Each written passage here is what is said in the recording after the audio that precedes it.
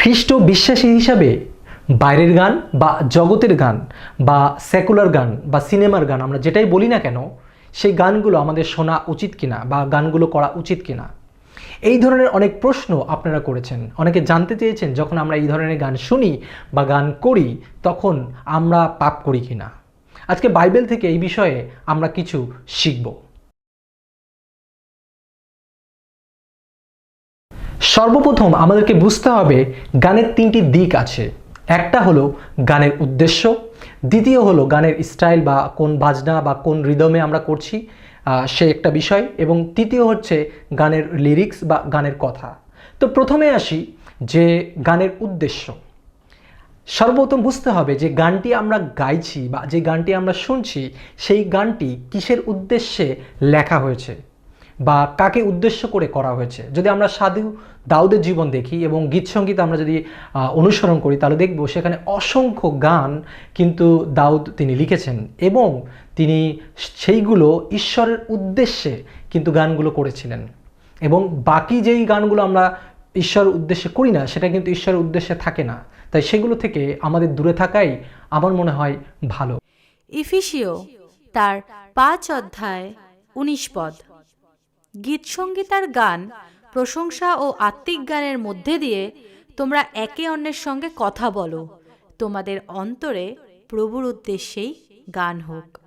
এখানে কিন্তু একেবারে স্পেসিফিকলিভাবে বলছে যে আমাদের উদ্দেশ্য যেন প্রভুর জন্য হয় এবং আমরা যেন একে অপরকে আমরা আমাদের গানের মধ্য দিয়ে যেন গঠন করি। আমাদের উদ্দেশ্য থাকে যখন আমরা গান করছি বা গানগুলোকে বের করছি, আপনারা দেখছেন, এবং উদ্দেশ্য এটাই যে আমরা একে অন্যের সাথে কথা বলি গানের মধ্য দিয়েও, একে অন্যকে বাক্যকে বোঝাতে চাই, বাক্যকে ছড়িয়ে দিতে চাই গানের মধ্য দিয়ে।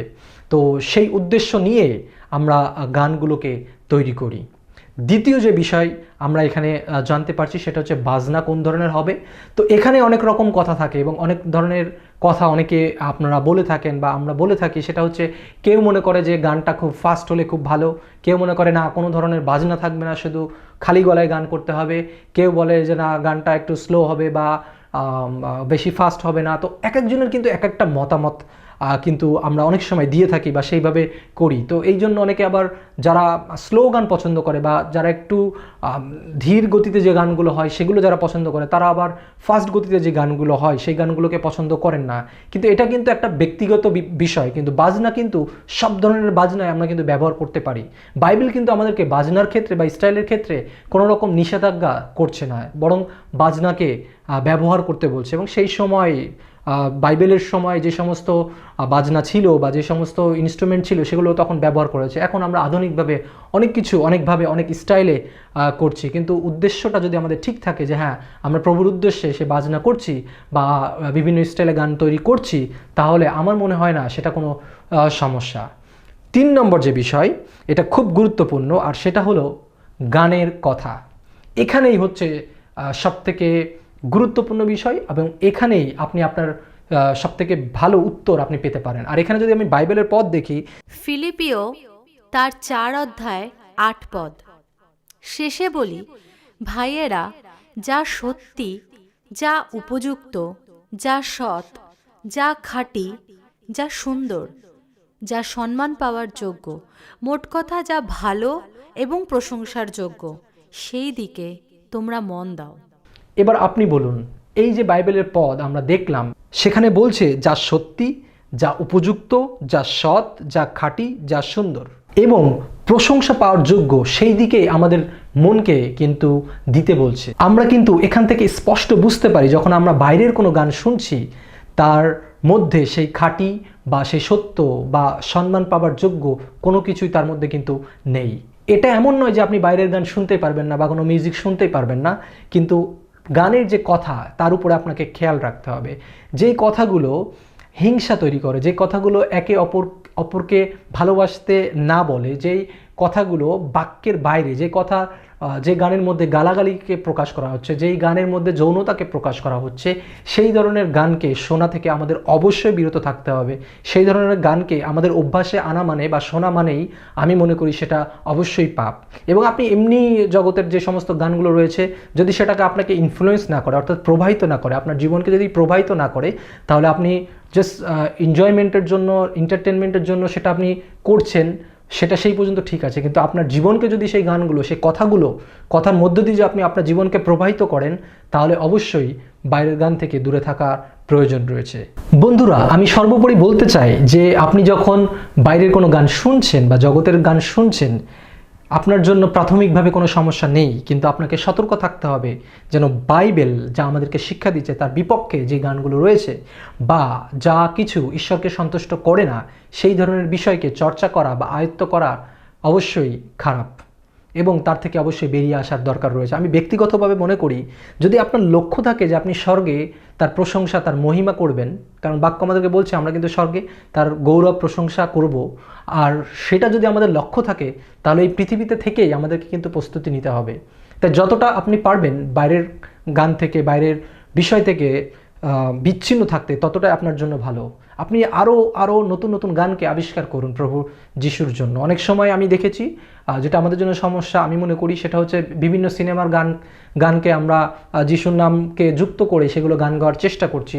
অবশ্যই সেটা অন্যায়, কেননা আমাদের প্রভু এতটাই ক্ষুদ্র নয় যে তিনি নতুন সুর দিতে পারবেন না। আমাদের প্রভু এতটাই ক্ষুদ্র নন যে তিনি আপনাকে নতুন নতুন কথা দিবেন না। বাইবেল পড়ুন, প্রভুর কাছে আপনি যাচনা করুন, প্রভুর কাছে আপনি নত হন, তাহলে দেখবেন যে নতুন নতুন বিষয় তিনি আপনাদেরকে অবশ্যই দেবেন। এবং আমরা অনেক সময় সেই ভুলটা করে থাকি, এবং আমি সবসময়ের জন্য চেষ্টা করেছি যেন প্রভুর প্রশংসা হোক, এবং কথার মধ্য দিয়ে, আমাদের কথার মধ্য দিয়ে, আমাদের বাজনার মধ্য দিয়ে সমস্ত কিছুর উদ্দেশ্য কিন্তু প্রভু যীশু খ্রিস্ট, তার সুসমাচারকে যেন আমরা প্রকাশিত করি। আসুন আমি এই বিষয় নিয়ে আজকে প্রার্থনা করতে চাই আপনার সাথে, যেন প্রভু আমাদের প্রত্যেককে আশীর্বাদ করুন এবং সাহায্য করুক। প্রভু যীশু, তোমাকে ধন্যবাদ দিই তোমার বাক্যের জন্য প্রভু। আজকে অনেক যুবক যুবতী এবং আমরা এই জগতে যারা রয়েছি, অনেকের কাছে প্রশ্ন প্রভু যীশু, অনেকের কাছে অনেক রকম প্রশ্ন চলে আসে প্রভু, আর তার মধ্যে বিশেষ প্রশ্ন যে আমরা এই বাইরের বা এই জগতের গান আমরা শুনতে পারি কিনা প্রভু যীশু। প্রভু যীশু, যখন কোনো কিছু তোমার উদ্দেশ্যে হচ্ছে না, তখন প্রভু যীশু যা কিছু আমরা করছি আমাদের নিজস্ব এন্টারটেনমেন্টের জন্য আমরা কিছু সময় করতে পারি, কিন্তু প্রভু যীশু আমরা যেন বাইরের গানে আমরা যেন আসক্ত না হয়ে পড়ি, সেটা যেন আমাদের অভ্যাসে পরিণত না হয় প্রভু যীশু, সেটা যেন আমাদের জীবনকে প্রবাহিত না করে প্রভু যীশু। সেই কথাগুলো আমাদের জীবনে যেন খারাপ বা নেগেটিভ কোনো ইনফ্লুয়েন্স যেন নিয়ে না আসতে পারে প্রভু যীশু। তুমি সাহায্য করো প্রভু যীশু।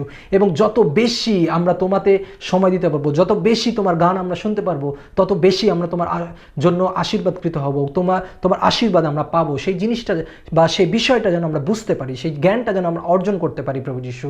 এবং তুমি যারা অনেকে গান লিখছে, অনেকে গান সুর করছে বা ভবিষ্যতে করবে, তুমি তাদেরকে সেই জ্ঞান দাও প্রভু যীশু, যেন তারা তোমার কাছে প্রভু যীশু নত জানু হতে পারে। তুমি আমাকেও আশীর্বাদ করো, সাহায্য করো। যদি আমার কোনো গানের মধ্য দিয়ে, আমার কোনো মিউজিকের মধ্য দিয়ে প্রভু যীশু যদি তোমাকে প্রভু যীশু আমি সেই গৌরব না দিয়ে থাকি প্রভু, তুমি আমাকে ক্ষমা করো, কিন্তু আমাকে ব্যবহার করো, আমাদের টোটাল টিমকে ব্যবহার করো, যেন যা কিছু তোমার উদ্দেশ্যে, যা কিছু ভালো, যা কিছু খাঁটি বাক্য অনুসারে, যা কিছু তোমার বিপক্ষে নয়, সেইগুলো যেন আমরা চর্চা করতে পারি, সেগুলো যেন লোকদের কাছে আমরা ছড়িয়ে দিতে পারি, বিভিন্ন জায়গায় যেন ছড়িয়ে দিতে পারি, এবং তোমার গৌরব, তোমার প্রশংসা, তোমার মহিমা যেন প্রকাশিত হয় প্রভু যীশু।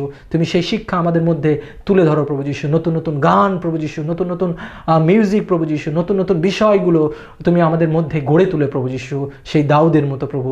তুমি আমাদেরকে সাহায্য করো, আমাদের সঙ্গে থাকো, সঙ্গে চলো। এই প্রার্থনা প্রিয়তম প্রভু যীশু খ্রিস্টের নামে চাই, আমেন। আমি আশা করি যে আপনি এখান থেকে ভালো কিছু শিক্ষা পেয়েছেন, এবং আরও যদি এই বিষয়ে কোনো প্রশ্ন থাকে বা অন্য কোনো বিষয়ে আপনাদের প্রশ্ন থাকে, তাহলে আমাদেরকে করতে পারেন। ঈশ্বর আপনাদের প্রত্যেককে অনেক অনেক অনেক আশীর্বাদ করুন। জয় যিশু।